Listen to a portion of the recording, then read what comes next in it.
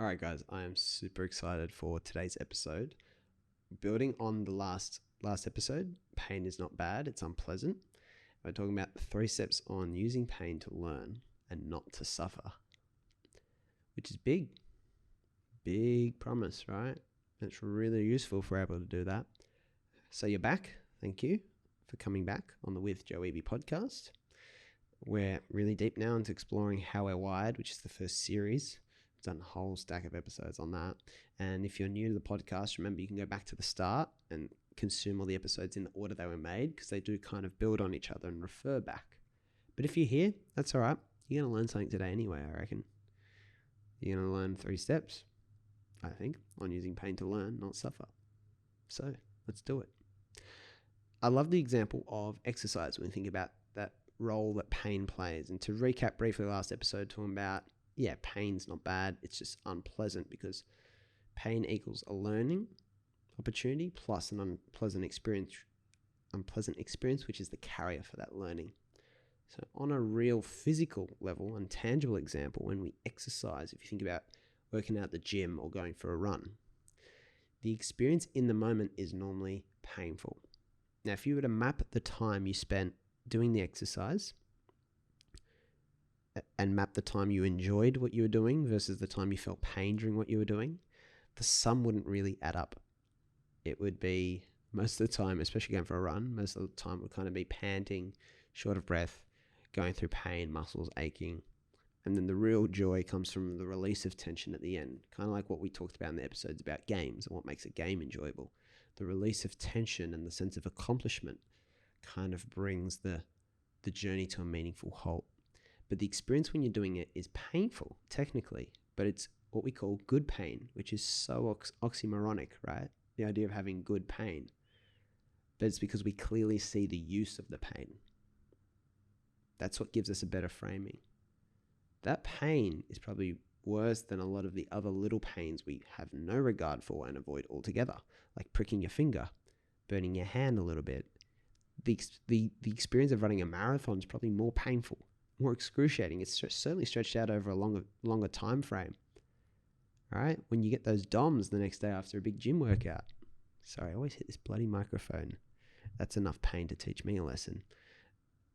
So all these things we reflect on their value, so we overcome the pain and we push through the barrier. Not all of us. Some are better than others, better at it than others. But that's kind of a really good example. The pain, what's actually going on? Our muscles are kind of, especially when we're working out, our muscles are kind of tearing a little bit, and then they kind of come back together and reform as a muscle mass when we're working out in the gym. And so the pain is literally the process of the change actually taking place. So that's the kind of physical example, right? So we can think about the same thing happening with the other forms of pain. When we go through emotional or psychological pain, kind of our mental state is kind of being torn apart. But what it really is the opportunity for it to then reconnect back together in a better way. Kind of how sometimes to fix something like a faulty toilet or a light globe, you kind of got to take it apart, destroy it in a way, and then put it back together. Right? You can't reshape it when it's existing and whole and all the parts are pulled together. The way I conceptualize it is much the same way. So step 1, right, for overcoming the whole pain part of the learning, and the suffering part of pain, is journey, not destination. Okay, so when we're focused on a destination only, where we're going, we only want to get there. So we'll take the shortest route possible or cheat the most amount we can to get to that outcome. That's not bad sometimes when we actually just want to get the outcome, like why do more exercise than you need to? But also the journey there is one we need to appreciate, because often there'll be painful bumps along the road, but those are actually required to build the journey. So by focusing on destinations, we kind of become a little bit more outcome oriented and less tolerant for the pain. And we therefore don't value it as much. Right? So for example, if you're working out and exercising only to get in a certain shape, as they say, once you get in that shape, you lose the motivation to exercise, which will probably lead you back into old habits, which will probably make you lose the progress you did. Whereas the thing I used to, when I was still going to the gym, I had my gym membership, the thing I got out of it most after I kind of got in shape, the shape I wanted was mental clarity every day, feeling rejuvenated and being able to charge at the day with full energy. And that was more of a journey. It felt like more of a journey for me. It's not a fixed outcome. So understanding the journey we're on and trying, and especially journeys where we want to learn to improve the quality of that journey, are made more powerful with that perspective.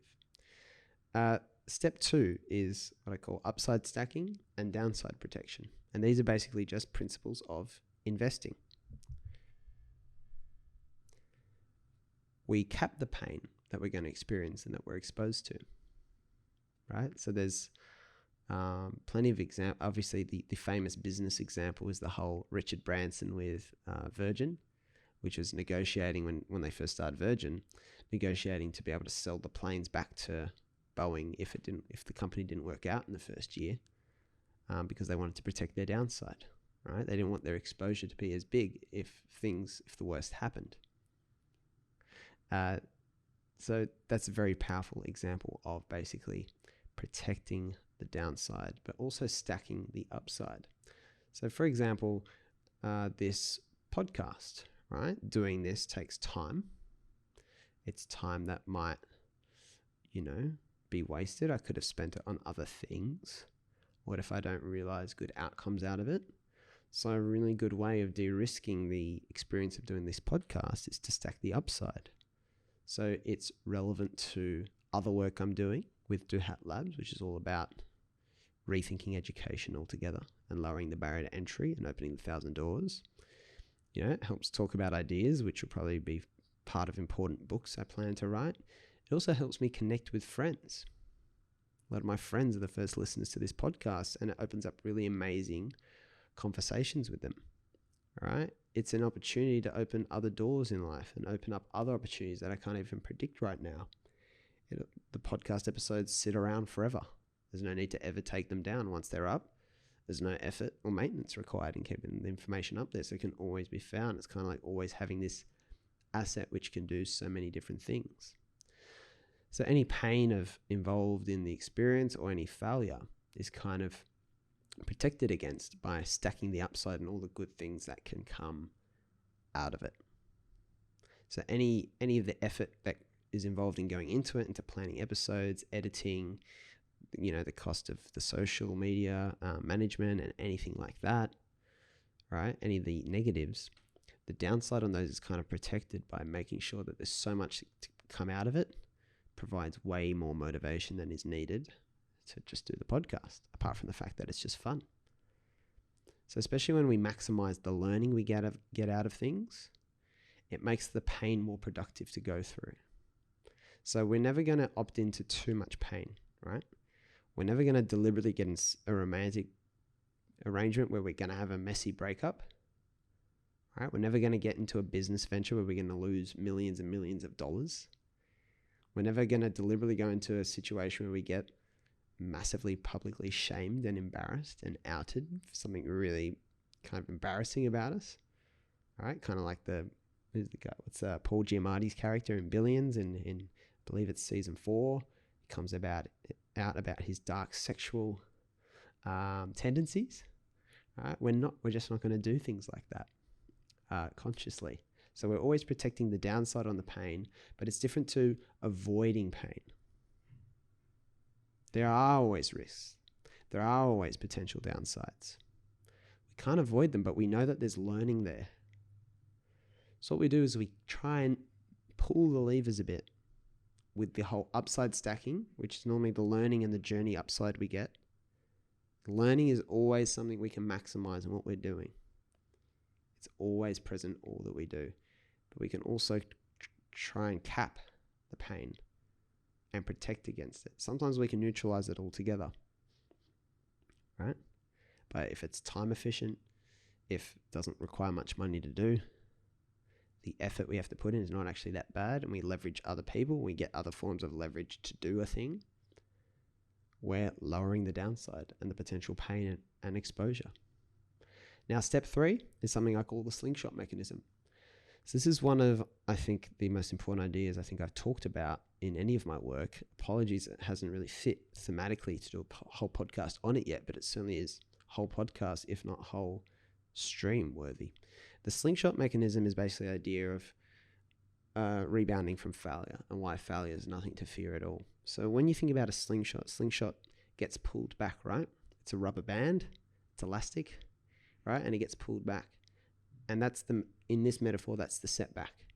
The further you get pulled back reflects the worse something has gone and the most pain you've experienced. You've gone in the wrong direction, you've gone backwards. But the further back you pull, the more energy you actually have with a slingshot to fire a rebounding shot. In other words, the worst case scenario always becomes the best case scenario from one perspective. What you need is the ability to see it. The best example I've ever there are countless examples from business failures that teach people so much that it leads to their actual next success. You know, not getting that train, which led to saving your life or whatever, but also enabled you to see the other opportunity. Steve Jobs, you know, being kicked out of Apple led to other companies like Pixar, and then he comes back to Apple and it kind of gave him a wake-up call. There's always examples of the slingshot mechanism in amazing journeys and stories we hear about, but also the people in our own lives, very humble everyday stories and examples. My favorite example is probably Nelson Mandela. It's one of the most dramatic examples. So if you think about Nelson Mandela, I actually calculated this when I made the blog post on the slingshot mechanism, is that he spent about 28.3% of his life in prison, all right, for standing up against apartheid in South Africa. So what's the slingshot in his life? He's lost so much time in his own life. He didn't really get any of that back. When you take a self-transcendent view and you think about bigger, beyond ourselves, right, that had a huge slingshot impact for society.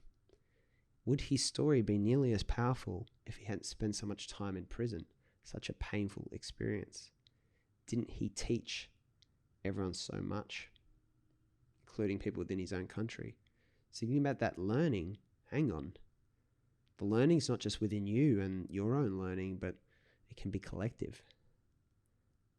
His slingshot is one of the most powerful of all time, and what it's done for humanity, what it's taught us overall, and given us bravery and a sense of justice. So the slingshot is, the principle around that is, there's pain that we wouldn't opt into. We always protect the downside. Like I said, we're not going to opt into outing ourselves, right, to the public about our dark sexual acts like Paul Giamatti in Billions, the TV show. But when he does that, because he takes ownership of it, the worst case scenario becomes the best case scenario in the show. And it actually endears him to voters and the public for being honest and open. It builds trust. It becomes the best case scenario. It was becoming the worst case scenario because everyone was finding out about him. So there are powerful examples like that all the time.